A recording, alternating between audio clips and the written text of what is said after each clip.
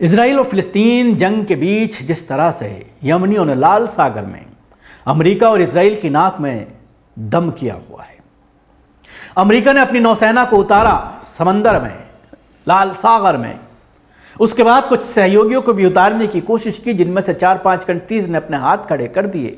उन्हें लगा कि अगर हमने अपने नौसेना को उतारा तो शायद हमें खसारे का सामना करना पड़े, नुकसान का सामना करना पड़े।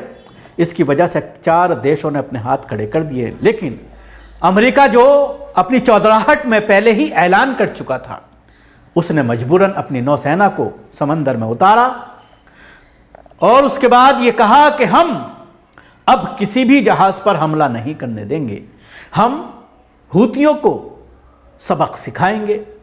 उधर यमनी नौसेना और उसके साथ ही हूतियों ने भी ये कसम खाई कि हम अमेरिका को इसका मुंह तोड़ जवाब देंगे और अमेरिका को हम ये दिखा देंगे कि अमेरिका का ये फैसला कितना खसारे का फैसला है और अमेरिका की दुनिया में जग हंसाई का बाइस हम बनेंगे।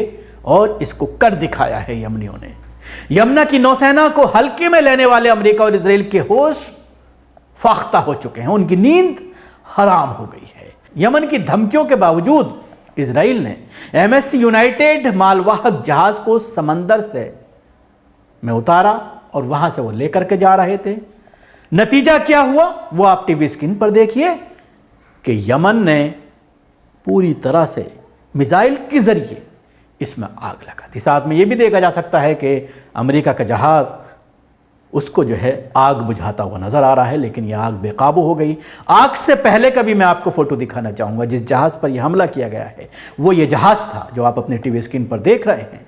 इस जहाज में आप देख सकते हैं कितना ज्यादा कंटेनर भरे हुए हैं और एक बहुत बड़ा पानी का ये जहाज है जिसको यमनियों ने निशाना बनाया, क्योंकि धमकी के बावजूद, चेतावनी के बावजूद अमेरिका को लगा कि अब हमारी नौसेना लाल सागर में है तो अब यमनी कुछ नहीं बिगाड़ सकते, अब वो इस तरह का हमला नहीं कर सकते। क्योंकि अमेरिका के जरिए कई दिन से ये बयानात सामने आ रहे थे कि हूतियों के जो मिसाइल हैं उनको हम हवा में ही बर्बाद कर दे रहे हैं।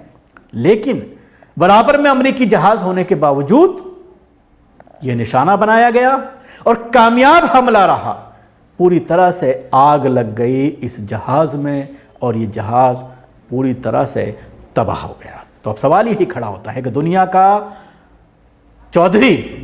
चौधरी बताने वाला अमेरिका, जो पूरी तरह से इजराइल के साथ इसमें खड़ा हुआ है, बार बार अक़वाम मुत्तहिदा में कोई फैसला लेने की जब कोशिश की जा रही है इजराइल के खिलाफ जंगबंदी को लेकर, तो वो अपनी खास पावर, वीटो पावर का इस्तेमाल कर रहा है और किसी भी नतीजे पर पहुंचने से पहले ही उस कोशिश को नाकाम कर दे रहा है।